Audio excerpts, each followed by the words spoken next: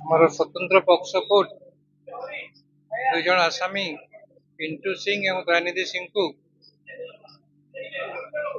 Victim victim ଘରେ ପ୍ରବେଶ ଅନଧିକାର ପ୍ରବେଶ ଏବଂ ତାଙ୍କୁ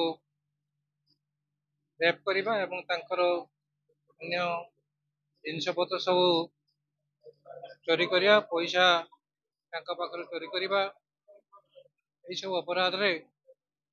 ତାଙ୍କୁ ଆଜୀବନ କାରାଦଣ୍ଡ ଦଣ୍ଡିତ କରିଛନ୍ତି ଏବଂ ତାଙ୍କର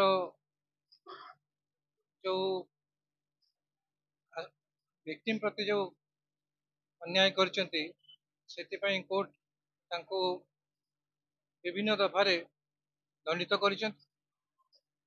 ଯେଉଁଟାକି ଗୋଟେ ଅକ୍ଷମଣୀୟ ଅପରାଧ। ଆଜିକା ଦୁନିଆରେ ସ୍ତ୍ରୀ ଲୋକମାନଙ୍କ ଉପରେ ଯେଉଁ ଅତ୍ୟାଚାର ହେଉଛି